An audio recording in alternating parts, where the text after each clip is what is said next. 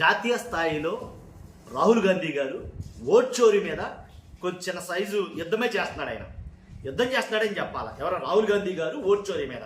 అక్కడ ఓట్ చోరీ ఎంత దారుణంగా అయితే జరుగుతుందో చాలా రాష్ట్రాల్లో, ఆంధ్రప్రదేశ్లో క్రెడిట్ చోరీ అలాగే జరుగుతుందని ఆంధ్రప్రదేశ్లో ఓ పక్క నుంచి ఇక్కడ కూడా యుద్ధమే జరుగుతుంది క్రెడిట్ చోరీ మీద.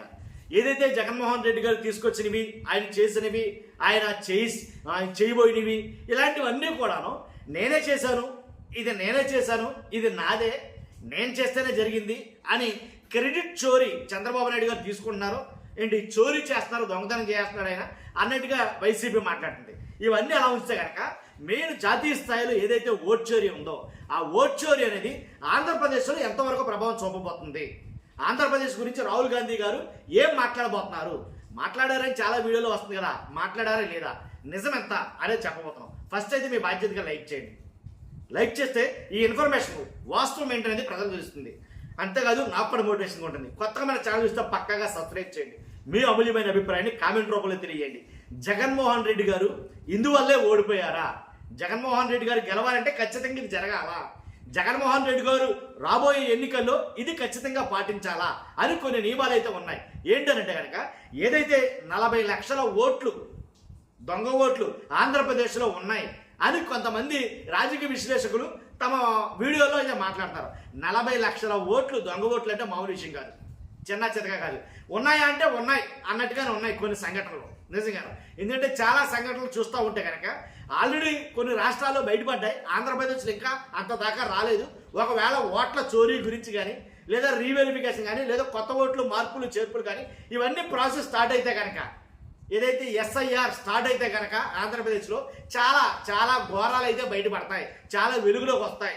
ఏంటి అంతకుముందు ఏ ప్రాతిపదికను చూసుకుని అంతకుముందు గవర్నమెంట్ ఫామ్ చేసినటువంటి కూటమి ప్రభుత్వం గెలుపు ఎలా జరిగింది, ఓడిపోయిన జగన్మోహన్ రెడ్డి గారు ఎందువల్ల ఓడిపోయారు, ఈ దొంగోట్ల వల్ల ఓడిపోయారా, లేకపోతే ఈవీఎంలు ట్యాంపరింగ్ వల్ల ఓడిపోయారా, లేకపోతే బూత్ లెవెల్ మేనేజ్మెంట్ కుదరకు ఓడిపోయారా, లేకపోతే ఎందుకు ఓడిపోయారు అనే 1,00,000 కారణాలకి ఒక ఆన్సర్ అంటూ దొరకబోతుంది అని రాజకీయ విశ్లేషకులు చాలా మంది మాట్లాడతారు.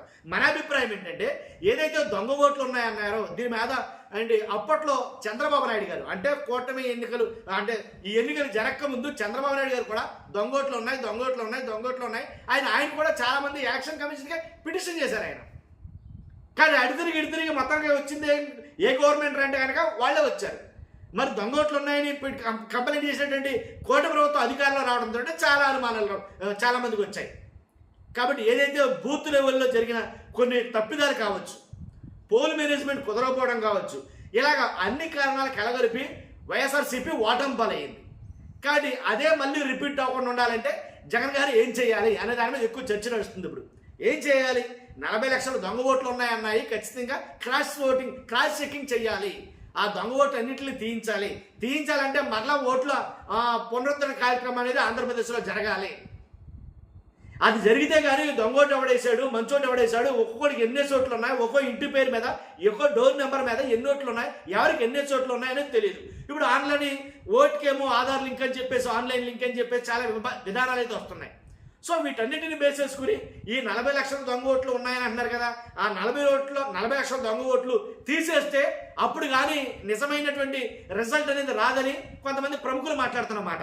కాబట్టి ఏది ఏమైనప్పటికీ జగన్మోహన్ రెడ్డి గారు ఓడిపోయారు అంటే దానికి కారణం చాలా ఉన్నాయి. ఇలా దొంగ ఓట్లు కావచ్చు, అలాగే ఈవీఎంల ట్యాంపరింగే కావచ్చు, లేకపోతే ఏదైతే పోలింగ్ పర్సంటేజ్ లేదా బూత్ లెవెల్లో ఇంచుమించుగా 98 అంతే అనుకుంటా 98 బూతుల్లో ఏదైతే టైంలో ఒకేసారి ఏమైనా బీభత్సమైనటువంటి రేటింగ్ ఎలాగా పోలింగ్ శాతం బీభత్సంగా పెరిగిందో అది కూడా చాలా అనుమానాలు తావిచ్చింది. కానీ తర్వాత వీళ్ళు దేన్నైతే కోర్టును ఆశ్రయించిన తర్వాత ఎలక్షన్ కమిషన్కి కంప్లైంట్ చేశారో వాటికి ఏటికి సరైన సమాధానం అయితే రాలా. వైఎస్ఆర్సీపీ చేసిన అభియోగాల మీద దేనికి సమాధానం రాలా. మాకు రీపోలింగ్ కొన్ని చోట్ల మాక్ పోలింగ్ పెట్టమంటేనేమో అదేదో పెట్టుకొచ్చారు వాళ్ళు. ఏంట్రా అంటే కనుక మా దగ్గర అవి లేవు అంటారు, లెక్క పెట్టమంటే ఏంటి వాటర్ స్లిప్పులు లేవు, లేకపోతే ఇవి లేవు అవి లేవు అని మొత్తానికి ఎలాగైందంటే ప్రతి దాన్ని దాటవేసే కార్యక్రమమే చేశారు. కానీ ఫుల్ ఫ్లెడ్జ్డ్గా వీళ్ళు అడిగింది వాళ్ళు చేయలేకపోయారు. కానీ ఇన్ని లొసుగుల మధ్య మరలా 2029 ఎన్నికలకు ఎన్నికలుగా ఆల్రెడీ ఎలక్షన్ కమిషన్ స్థానిక సంస్థల ఎన్నికలు కూడా సమాయత్తం అవుతుంది. వీటన్నిటిని బేస్ చేసుకుని ఏం జరగబోతుంది ఆంధ్రప్రదేశ్లో? నిజంగా నన్ను అడిగితే కనుక మరో బీహార్ అయినా ఆశ్చర్యపోనవసరం లేదు ఆంధ్రప్రదేశ్ ఈ ఓట్ చోరీ విషయంలో. లేదా మిగిలిన స్టేట్లు ఏవైతే కనుక అసలు మన వాళ్ళు కాదు మహారాష్ట్ర కానీ ఇలా ఏదైతే ఎక్కువగా ఆరోపణలు ఎదుర్కొన్న స్టేట్లు ఏవైతే ఉన్నాయో ఆ స్టేట్లను మించిపోయి జరుగుతుంది ఆంధ్రప్రదేశ్లో అని చాలామంది ఆలోచనలో పడ్డారు. కాబట్టి ఏది ఏమైనా సరే ఇవన్నీ ఈసారి పక్కాగా జరగకపోతే కనుక అంతగా మంచిన భారీ మూల్యం అయితే కనుక ఆంధ్రప్రదేశ్ చెల్లించుకోవాల్సి వస్తుందేమో నా అభిప్రాయం ప్రకారంగా.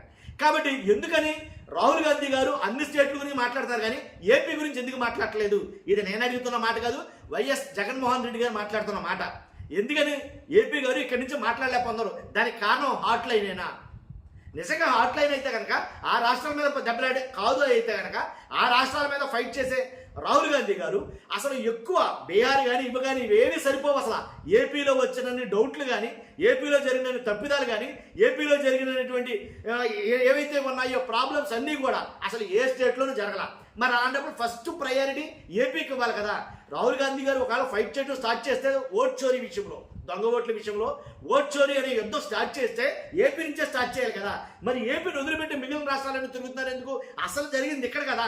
ఈవీఎం ట్యాంపరింగ్ అయినా ఆధారాలు ఇక్కడ ఉన్నాయి, అలాగే ఓట్ చోరీకైనా ఆధారాలు ఏపీలోనే ఉన్నాయి. కాబట్టి ఇన్ని రకాలుగా ఏపీలో ఆధారాలు ఉన్నప్పుడు, అనుమానాలు ఉన్నప్పుడు కానీ ఇక్కడి నుంచి స్టార్ట్ చేయాలి కదా. మరి ఎందుకని అసలు ఏపీ టచ్ చేయట్లేదు? ఎందుకంటే వాళ్ళకి మధ్య ఉండే అవినాభావ సంబంధమా అని జగన్మోహన్ రెడ్డి గారు చెప్పగానే చెప్పాడు ఆయన. కాబట్టి చూడాలి, రానున్న రోజుల్లో ఖచ్చితంగా ఇవన్నీ మ్యాక్సిమం అన్నీ కూడా అన్నీ బయటపడతాయని అంటున్నారు. ఏం జరుగుతుందో చూడాలి, చూద్దాం. చూస్తున్నా మీరు అందరూ కూడా మీ అభిప్రాయం ఏంటో కామెంట్ రూపంలో చేయండి. ఫస్ట్ అయితే లైక్ చేయండి, కొత్తగా మన ఛానల్ చూస్తే పక్కాగా సబ్స్క్రైబ్ చేయండి. Thank you very much.